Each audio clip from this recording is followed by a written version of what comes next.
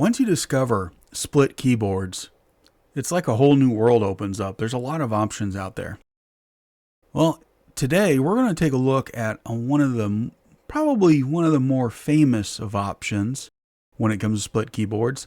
And we're going to give an honest review of the ZSA Moonlander split ergonomic keyboard. Let's go to the desk and take a look at it together. So here we have the ZSA Moonlander split ergo keyboard. And I'll tell you what, out of all the options out there, this is a great option. Hands down, the build quality you're going to see on this keyboard is really, really nice. I like the way it's built. I'm also going to call out a couple issues that I've found with it historically, but we're going to take a look and see together this build quality. For one thing, these are all MX type switches. And on these switches, they're all hot swappable. So you can easily pull them out and change them, which is nice. So you can really customize this for your own. This has per key lighting, so it lights up really, really well. And it has a built-in tinting. On top of that, on the bottom, you'll see it has these mounting screw holes. So you can mount this. You can get a plate to mount this on. You can mount it on a tripod. You can mount it a number of different ways. The other thing is it has a built-in palm rest, which is nice. This palm rest is just a piece of plastic, but it's built really well, especially with this reinforcement here so it doesn't flex. But then it has this nice magnetized area where when you close it and fold it up, it has a nice retention there. Lastly, it has this tinting ability built into it, where I can put these tinting arms on this side or on this side. And if we take it, the thumb cluster here also moves, which you can make this work in a number of different ways for you if you want it tinted.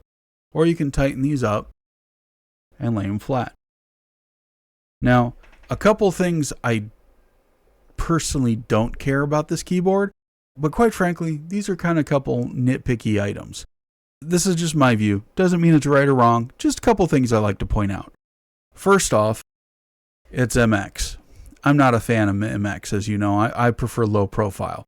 But as far as MX keyboards go with this palm rest, it makes it pretty comfortable to type on. It brings your hand up so it is more comfortable, which is good. I love the built-in tinting.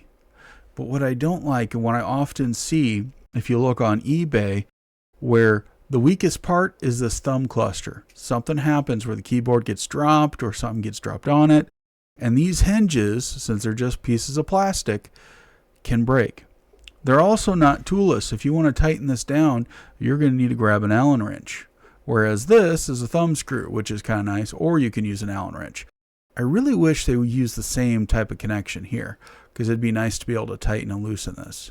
The other thing is I wish these were metal. I get why they made them out of plastic, because through normal use, you're probably not going to damage it, but stuff happens. So it'd be nice if they changed that. Again, I'm being a little nitpicky. Lastly, this 4-screw setup, I get why they put the thread inserts in there like that. However, I wish they just put a 1/4-20 thread for a tripod mount just right here in the center. I feel like that would have been easier. Now, there may have been a reason why they went this route instead of the 1/4-20 thread for a tripod mount. I don't know.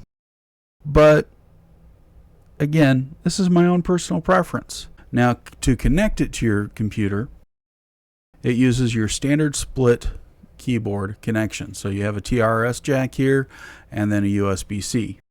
One thing that's cool about this is if you want, you could turn this into a gaming or single-handed keyboard. You don't have to have both connected in order to use it. You can just use one half, which that I think is a pretty cool feature.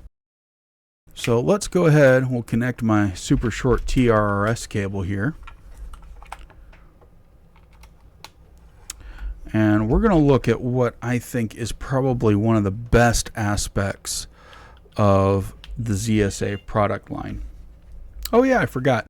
There's a little speaker here. I just heard it beep when I plugged it in and it booted up. I think that's kind of a cool little feature that they added. So let's open up what's called Oryx, and let's see here. Their online configurator. Let's take a look at this together, and you'll see what it looks like. So let's jump over here. So here we have probably what I feel is the best part of any ZSA product is their software. The Oryx online configurator is awesome. I can't say that enough. The way they've built Oryx to work with QMK, which is the firmware that they use, they're huge contributors to the QMK open source firmware, which I can't say enough good things about because I love QMK. Its capabilities are second to none. But they have a fantastic interface for all their keyboards. To change something, we can actually select it and change it right in here through our browser. So I've got a Chrome-based browser open here, and we'll go to Modify Layout, and I'll show you how easy it is to use. You click on this, you'd say, okay, do you want to set a color for this key? Do you want to set where it's tapped, held, double tapped, tapped then held? You can label the key. You can make it, all kinds of different things. The flexibility that Oryx gives you is pretty impressive. Like with my open source keyboards, I use Vile, which is an open source online configurator. If I could use Oryx, I totally would, because this makes it so easy. I so wish ZMK would open source Oryx, because it is a fantastic tool that integrates so well with QMK. But we use Vile. I like Vile. I think Vile is good. It's not as intuitive as Oryx is, but here you can add dynamic layers, so you can add what you want for your various layers. You can change colors. You can set a color for your layer, set a color per key.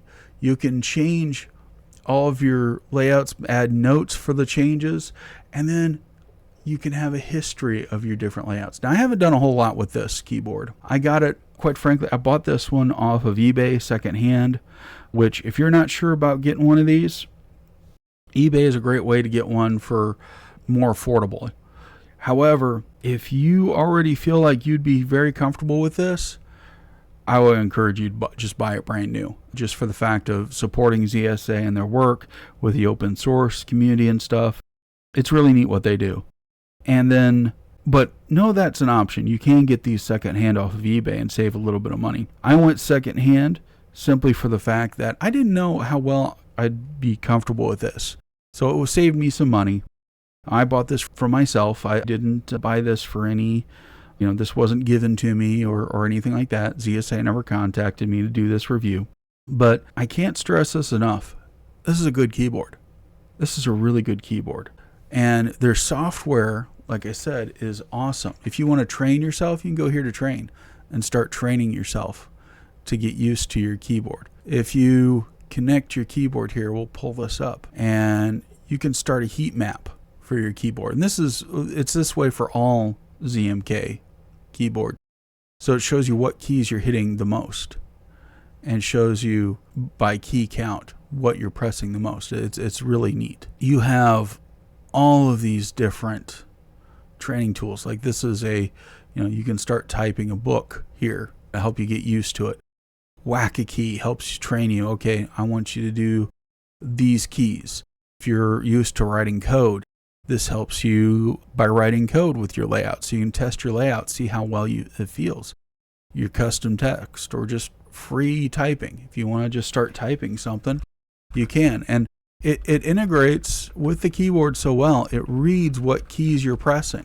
And if you change your layer, for example, it shows you what you're changing to in the software. So this software, like I said, is absolutely awesome. I really can't say enough good things about the Oryx ZSA has built. This is an awesome program.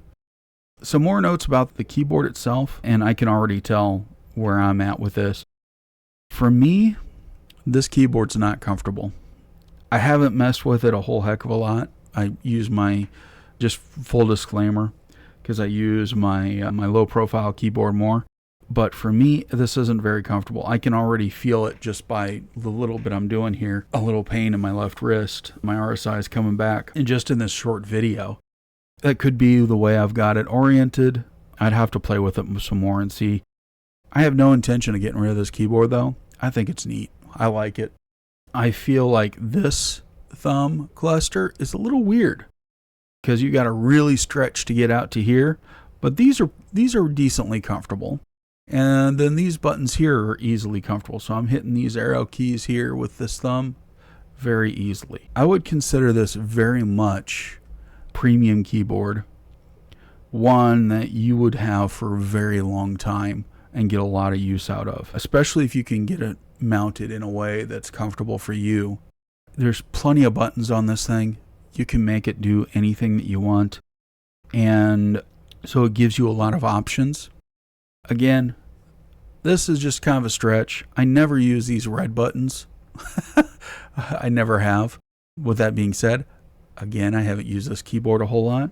I got it mostly just because I wanted to get it and try it out.